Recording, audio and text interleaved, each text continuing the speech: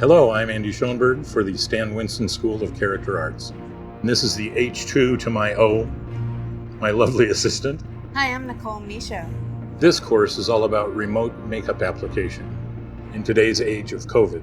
And this lesson is based on a real-life occurrence that happened. Jimmy Kimmel called Dana Gould to do an appearance on his show and wanted him to be Dr. Zaius for a bit.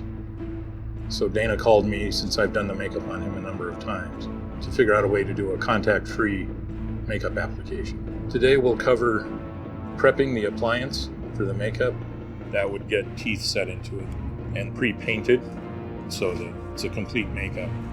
We'll cover the application steps and removal steps while putting a kit together that is COVID-friendly and concise.